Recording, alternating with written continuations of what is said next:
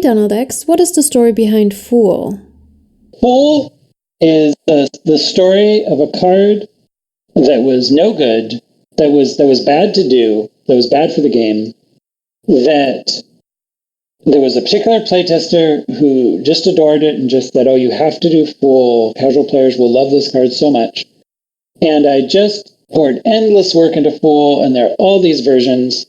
And in the end, it's the card I most regret from Nocturne, and the one of the few cards that I banned on Temple Gates.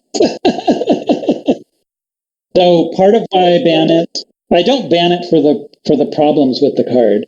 Part of why I ban it is because it makes me sad to see it. There's Fool.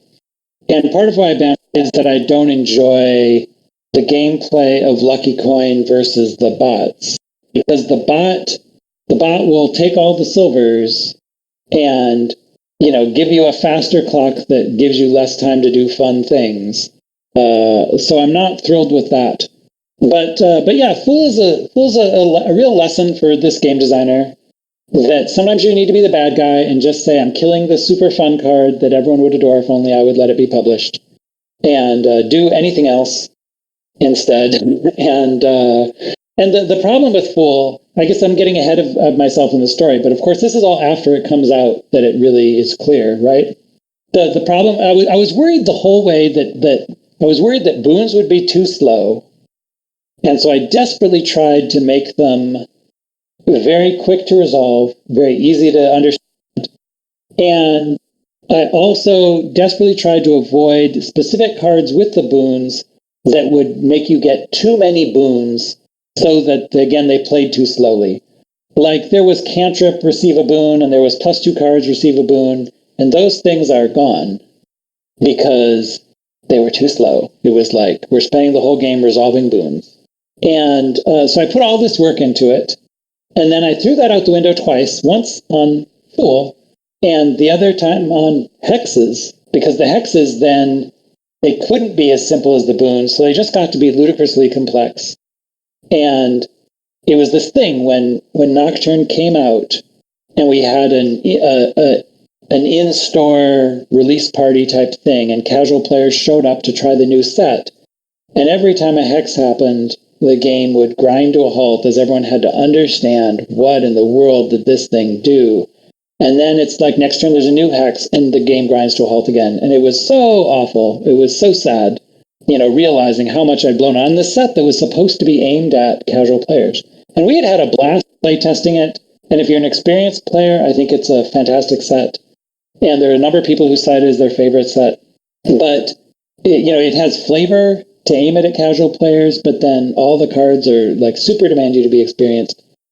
And I don't just mean in terms of like, to play them well strategically, which isn't an issue at all, but to deal with them. Yeah, it's just really over the top complex. I forget what I was saying. So Fool, the casual player problem is that 3 boons takes a while. And from the beginning, this was an issue that should have just killed the card. But instead, I tried endless things to try to have it be that it didn't slow down the game too much, even though it gave you 3 boons. And so the very first version is just look at the top 3 boons, receive them in any order. Then the second version is mysterious. It says take all 3 boons, receive them in any order. So briefly, there were 3 boons revealed on the table, and when you received a boon, you took the one that you wanted, and then we replaced it, right? One of the variable market things. And the boons, there was also a time period when you could tell what the top boon was. Boons actually debuted in Empires, and I held them off until Nocturne. I mean, it was just, Empires had a lot going on. This has happened multiple times, where something has been saved from one set to another. So yeah, at some point you could tell what the top boon is, but this was anti-fun in certain ways. And in the end, it's just, you get a random boon. But there was one point when it was 3 and you could see them. And so Fool, which was then called Druid, just gave you all 3. And so the next version says, when you gain this, each player may treasure cards from their hand. I don't know what I was going for there. Just spicing up this card. So then we have, if you've received a boon this turn, gain a gold. Otherwise, take all 3 boons and receive them in any order. So this now it's not that it's trying to create a mini game of, oh, you want to play 2 druids so you can get your gold. It's trying to stop you from getting 6 boons in one turn. And that's the entire thing is doing, and then there will be all these ways to do that. Because, the 6 boons in one turn, which I kept trying and then abandoning, it's just slow. Someone would throne room boon, and you'd be like, oh, the throne room fool, and it would be like, that game took forever. So we couldn't just let you keep getting the boons. So then we have receive them in any order, or receive 1 twice and discard the rest, which is just trying to deal with what if you didn't like the set of boons. And this one has an heirloom holy symbol, and that's goat. And so this must be when I added the heirlooms, and it got them. You can also see the first 2 druids don't say fate on the bottom. They didn't originally say that, so I added that. And then I added heirlooms, and there's somehow another version that does not have the heirloom, and then it got a different heirloom, supplies. So this one is a coin, take 3 boons. So I guess it just wasn't good enough. Oh no, now this was so I could charge 5 for it, but obviously that was going to suck. And supplies. So now we have a little history of supplies. So it starts off with the name Lucky Coin, and it's Lucky Coin, but it wasn't an heirloom. It was just a pile. And then there is Lucky Coin, but it's an heirloom. And it was the card you got with Wayfarer, and I'm just showing you this card because it's part of this Lucky Coin story, and it's some random card. Draw until you have 7 cards in hand. You may discard 2 cards if you do +2 actions. And it spells out the heirloom now. It says, set up, each player starts with a lucky coin in place of a copper. And that was before I had the technology of, I'm just going to send you the rule book and say heirloom : And of course, later I would have the yellow bar, and we'll see that. So anyway, so that was what Lucky Coin was for as an heirloom. Then I changed it to supplies, and Druid got it. And so the reason for putting Lucky Coin on Druid was to make it less likely that you get 3 boons multiple times. It was because, well, you're gaining silvers, so you'll see your Druid less often. So this thing that's ruining the game that I somehow can't kill will get to do it less often. So that was why it got the heirloom. And so then there's just a version that's back at 3 with no +1 coin. Then I renamed it to Fool, and I changed the heirloom to Magic Purse. Just trying to have flavor for this thing with the Fool.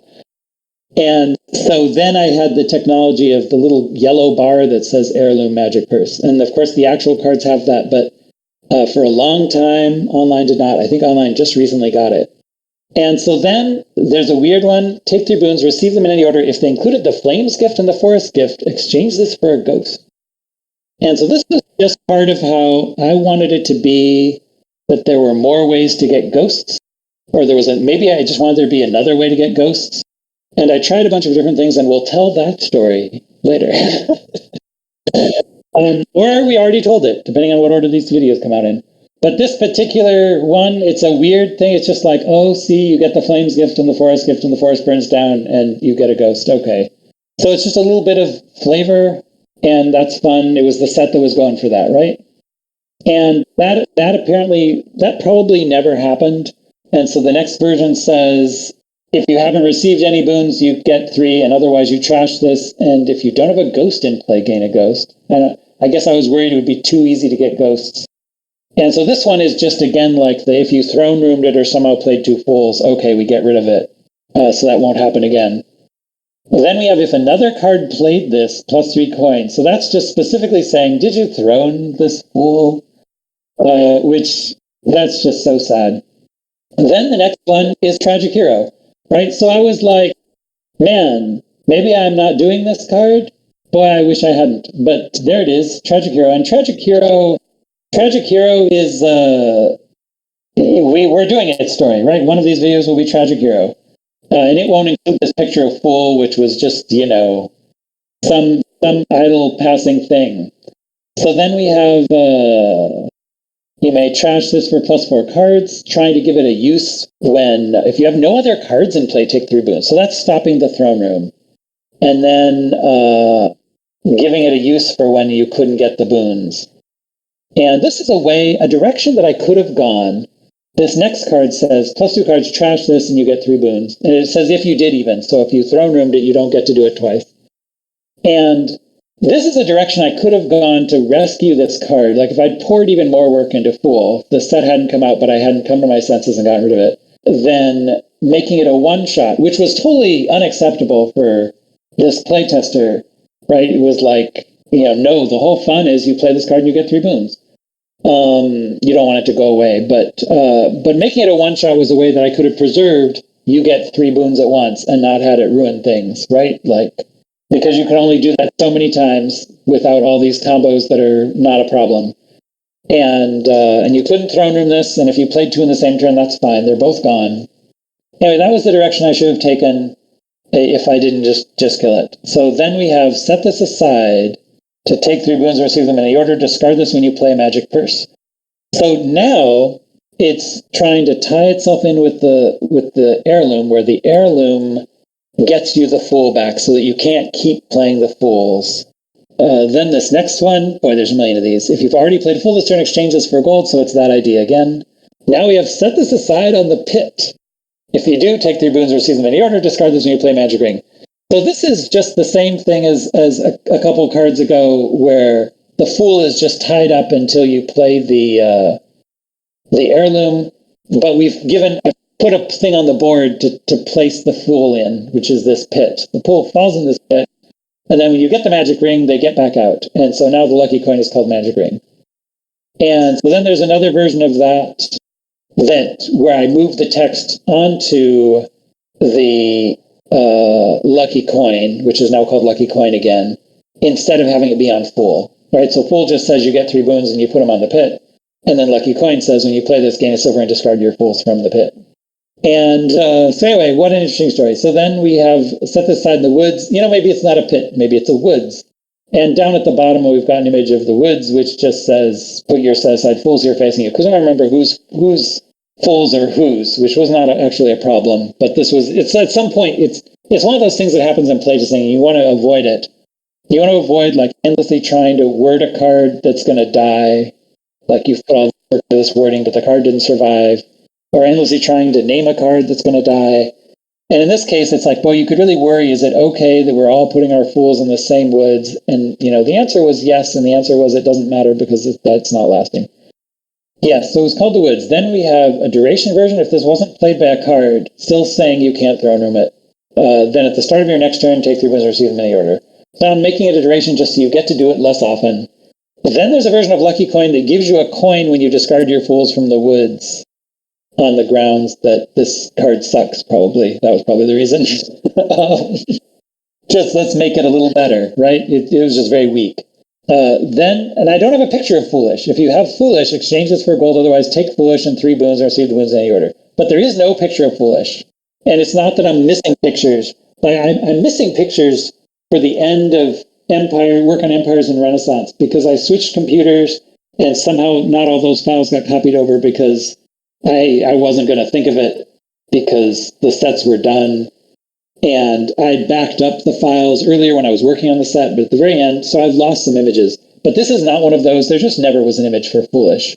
That was just a placeholder name. So it's back to making you turn in the Fool for a different card. And so then we have, if you don't have Lost in the Woods, take it and take 3 boons and receive the boons in any order. And there's Lost in the Woods at the start of your turn, you may discard a card to receive a boon. And so that feels like the final version, but there's one more image, which says if you aren't the player with Lost in the Woods, it's just a rewording.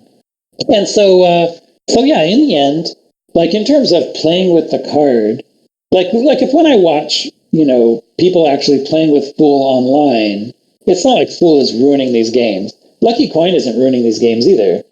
They, they gain their silvers, it's fine. Sometimes they buy Fool. It's not like you always buy Fool. It's not very good, but sometimes there's a reason and you buy it.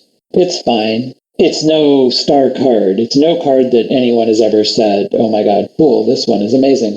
But yeah, I remain sad that I did this thing because we immediately got reports from casual players when the set came out, having exactly the experience that they weren't supposed to have, that I'd struggled to avoid, where their game was slow because they were new to the expansion and they had to take 3 boons and deal with, oh my God, I'm receiving 3 boons all at once, and what order do I do them?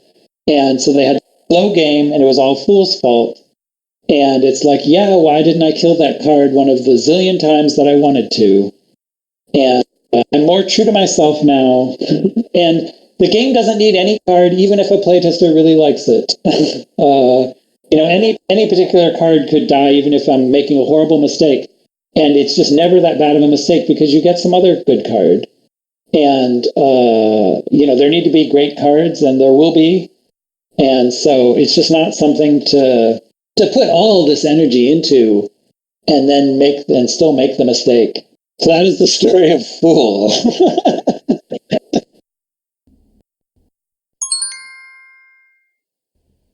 Hey Bards, what do you have for us today? Does remorse ever course in your veins? There's an amnesty, throw off these chains. Since expansions have shifted, the curses are lifted. Relinquish your ill-gotten gains. This treasure, though regal, so seldom appealed, the cost of a crown, for a silver of yield. No stamp of approval could stop its removal. With 2 a-brewing, its fate had been sealed. Thank you, Saltroza, for that well-earned standoff to ill-gotten gains, and JNails for that lovely tribute to Royal Seal.